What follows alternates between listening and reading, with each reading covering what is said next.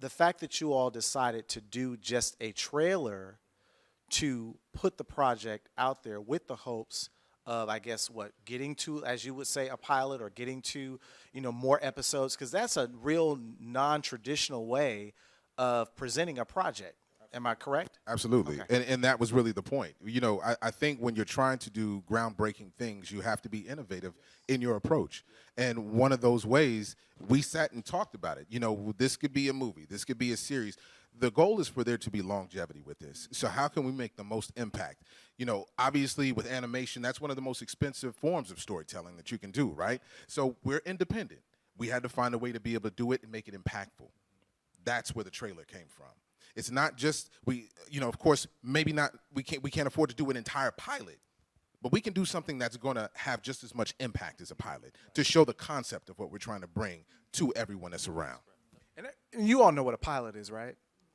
So that's literally like when a show is coming out, usually the first episode that you watch is the pilot. That's what they, took to the networks and said, this is what this show can look like, what it can sound like, what it can feel like, and they determined from that, okay, well, we want to order more episodes of this potential project. So just wanted to explain that.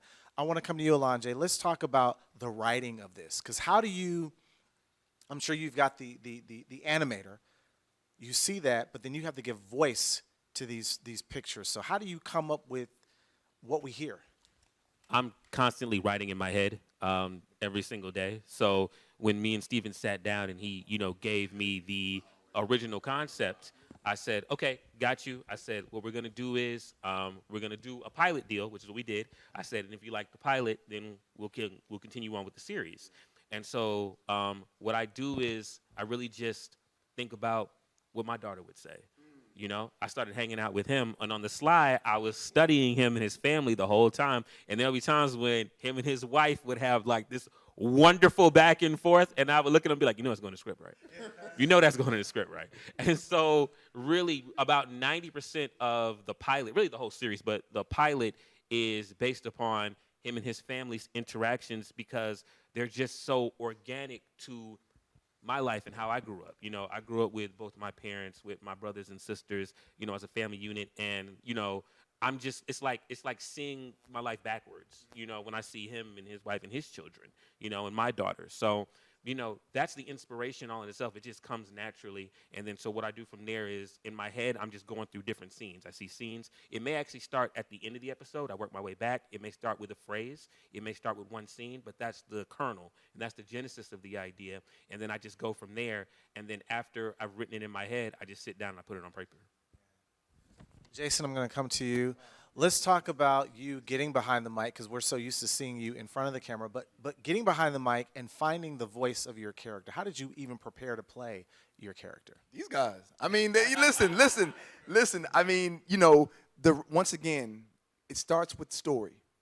Every single great piece of cinema, television, story, right? So story was already locked in. And so then the voice, in the booth, it was kind of like, all right, I do see Tariq. Oh, okay, so, I feel like he would say it like this. And he was like, okay, yeah.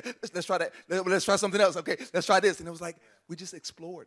We just kept exploring. And it was like, until it was like, yeah, that's it right there. And we all felt it like, yeah, that's it. Yeah, so that beautiful, just symbiotic, partnership and exploration. That's where that comes from. Yes, sir. And I'll just say really quickly, also being a fan helps. I was a fan of this guy 2 years before I met him watching the Wu-Tang series, and just seeing how he acted and seeing what he brought to the screen and seeing his charisma, seeing his charm. I was a fan of Steven. I saw him working in the booth. I was a fan of Zane. Zane was in one of my favorite movies of all time, Finding Forrester. I watched that movie over and over and over from the age of 15 to the age I am now, 37 years old. So I already came in with a vision of how I kind of wanted to incorporate them and their unique perspectives into the characters. And can we talk about Zane? Because I know he's not here. He was here earlier. What made you decide that you wanted to bring him on board? What's really interesting about Zane, so I was building out my basement, And the guy who I was building out my basement with, Zane was, filming shows. He's an entrepreneur. He's always got something new going on. And so he was doing the Flip My House series. And he said, would you mind if I bring him through? I said, no problem. My wife ain't really with all the cameras and stuff. But if you want to bring him through, that's no problem. So he came through and we met. And he was like, what do you do? I said, I'm a voice actor. Have you done anything that I know? I'm the voice of the lemon for Starry Soda. Maybe you heard that. He's like, oh, man, yeah. So he's like, well, listen, anything else that you do, if you got something, I want to be a part of it, man. And I'm like, okay, so this is maybe like a year later. Wow. And he popped into my head, and we're going through, we're doing the casting for the characters. And I said, you know what? Zane might actually be really good because his voice, even though he's older, he still has that youthfulness to his voice. And so we just, I hit him up, and he was so grateful. He was like, man, you didn't forget me. You kept your word. You said you was going to hit me up, and you did. But that's who he is. He's a person of gratitude. And everybody with this entire series, man, that's what the energy is. And so when he came through, it took us 5 seconds to hear him behind the microphone. It was like, he's it. He's Ty. Like and the funny thing about him, he was talking about how he really could relate to like the journey of Ty and, like what he felt as a sibling himself.